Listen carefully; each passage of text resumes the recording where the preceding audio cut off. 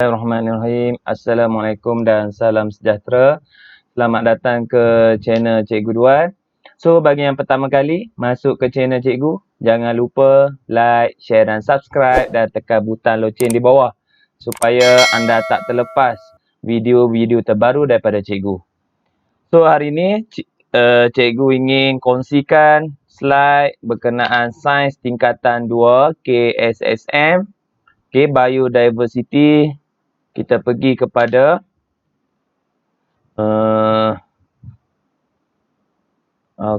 kita pergi pada awal slide. Bab 1 Biodiversity. So, rasanya tak terlambat cikgu ingin ambil kesempatan ucapkan selamat melangkah ke tingkatan 2. Okey, walaupun tahun lepas kamu berhadapan dengan COVID tingkatan 1 belajar online. So tahun ni pun sama, kita doakan semoga kes COVID semakin menurun dan diangkat oleh Allah Subhanahu Wa Taala dari muka bumi. Sains tingkatan 2.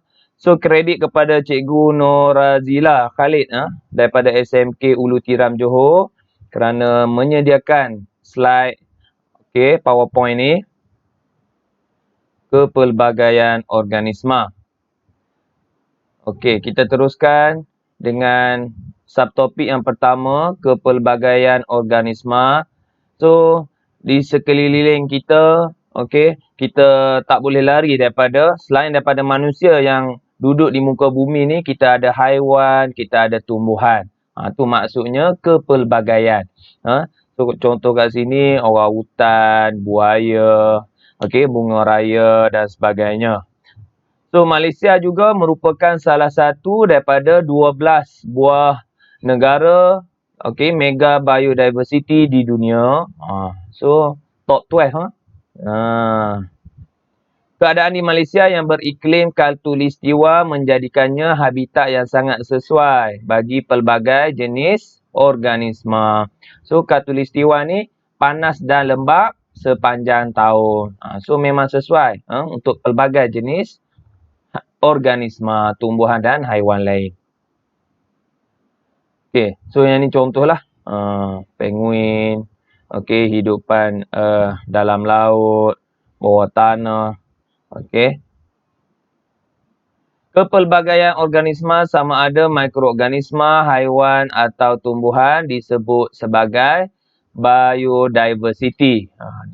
Diversity tu, varsity tu maksudnya kepelbagaian. Biodiversity wujud akibat kepelbagaian habitat dan cuaca. Organisma yang berbeza mempunyai ciri-ciri yang berbeza untuk menyesuaikan diri dan bermandiri di habitat masing-masing. Seterusnya, biodiversity juga meliputi kepelbagaian pada peringkat genetik. So daripada genetik pun dah ada kepelbagaian. Kepelbagaian genetik ni ialah kepelbagaian dalam spesies mengikut variasi gen mikroorganisma, haiwan ataupun tumbuhan. So dia ikutlah gen mikroorganisma, kulat ke, virus ke, haiwan ataupun tumbuhan. Kepentingan biodiversity. Penting tak? Penting ke tak kepelbagaian ni, organisma ni dalam dunia, dalam dekat muka bumi ni. Penting tak? So kita pergi kepada biodiversity merupakan khazanah yang tak ternilai dan warisan alam semula jadi yang harus dikekalkan. So khazanah, aset yang tak ternilai, tak ada harga. Sangat, orang kata sangat berharga lah. Sumber. Yang pertama, sumber makanan. Haiwan dan tumbuhan membekalkan pelbagai sumber makanan kepada manusia. So bayangkan kalau ikan semua tak ada, ayam semua tak ada, kita nak makan apa? Tu contohlah sumber makanan. Yang kedua, So, pentingnya, biodiversity ni untuk keseimbangan alam. So, kita nutrien, pendebungaan dan interaksi antara organisma mewujudkan keseimbangan alam. So, orang kata saling memerlukan, saling bersandar antara satu sama lain. Yang ketiga, sebagai tempat rekreasi. So, kepentingannya untuk kawasan yang kaya dengan biodiversity ni boleh dibangunkan sebagai tempat rekreasi. So, petang-petang kita jogging ke, jaga trekking ke. So, bagus untuk sebagai tempat rekreasi. Selain daripada tu, kepentingannya adalah untuk perubatan. Tumbuhan herba digunakan secara meluas dalam pembuatan ubat-ubatan dan kosmetik. So, banyaklah tumbuh-tumbuhan aloe vera dan sebagainya tu semua adalah untuk perubatan. Bahan mentah industri. Kayu balak, buluh dan rotan ialah contoh hasil hutan yang digunakan untuk membuat alat muzik, perabot serta membina bangunan. So, penting juga ni. Kayu balak apa semua ni untuk buat bangunan. So, kita tak boleh sewenang-wenangnya nak tebang. So, ada pokok-pokok yang tertentu untuk tebang dijadikan bangunan. Seterusnya, kepentingan biodiversity ialah pendidikan. Manusia mengembangkan ilmu pengetahuan dan mencipta teknologi terkini melalui penyelidikan saintifik terhadap mikroorganisma, haiwan dan tumbuhan. So, selain daripada tu, pendidikan ni, sebab itulah kamu belajar sekarang ni, salah satu medium adalah pendidikan lah. Supaya apa? Supaya ilmu ni kamu tahu dan praktikkan. Praktikkan di luar sana. Pengurusan biodiversity secara berkesan. Ini yang cikgu cerita tadi. Memang tak dapat dinafikan bahawa kita memerlukan bahan mentah seperti kayu balak untuk tujuan pembangunan. Namun demikian, aktiviti penyah hutanan perlu dikawal untuk memelihara biodiversity kita daripada kepupusan. Yang kita tak mahu juga. Duk seronok tebang pokok, last sekali hutan tak ada.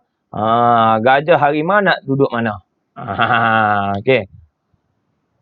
Kaedah-kaedah untuk memelihara dan memelihara biodiversity. Mengharamkan pembunuhan atau pemerdagangan haiwan dan tumbuhan yang endemik dan terancam melalui Akta Perlindungan Hidupan Liar 1972. Dah ada akta dah ni. Melindungi habitat dengan mewujudkan taman negara, taman laut, hutan simpan dan sanctuary hidupan liar. So, dari dulu lagi, tahun 1972 dah ada akta bagi melindungi hidupan liar. Dipelihara melalui program pembiakan seperti tapak semayan anak-anak benih untuk membantu penghutanan semula dan pusat penetasan penyu.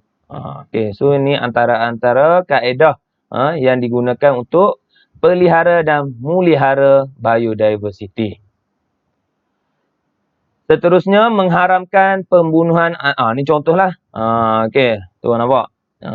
So, lepas ni, kalau pupus orang hutan ni, kita boleh tunjuk gambar macam ni je dekat anak cucu. So, kalau kita tak jaga dari sekarang, sama juga ni dengan bunga ni. Melindungi habitat dengan mewujudkan taman negara, taman laut. Ni contohlah. Ni kaedah dia. Dipelihara program pembiakan seperti tapak semayan, anak benih. Tu, pusat penetasan penyu. Apa dia? Spesies endemik. Kita tengok. Spesies endemik bermaksud spesies yang hidup berkelompok di habitat yang terbatas di sesebuah lokasi tertentu.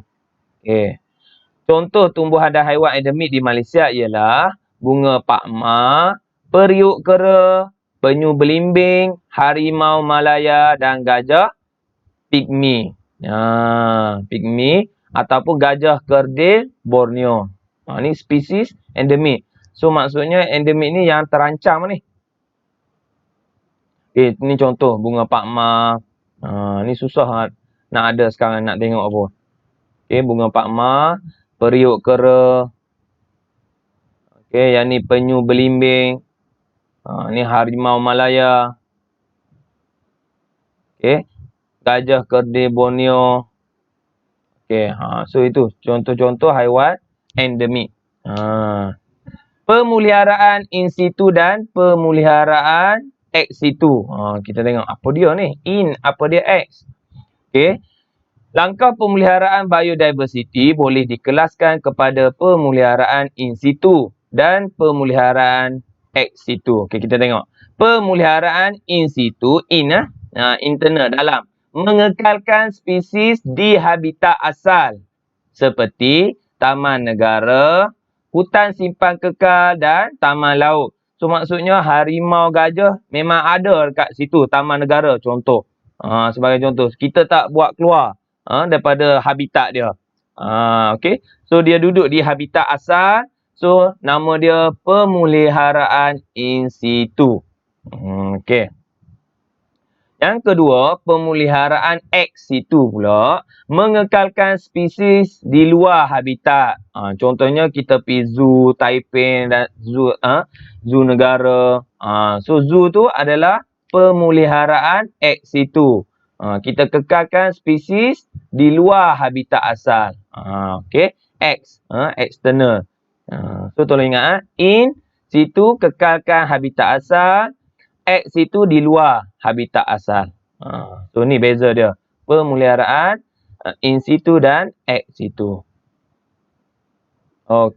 So setakat itu saja video cikgu bagi kali ni. Jangan lupa like, share dan subscribe dan tekan butang loceng di bawah. So sehingga berjumpa lagi dalam video seterusnya. Assalamualaikum.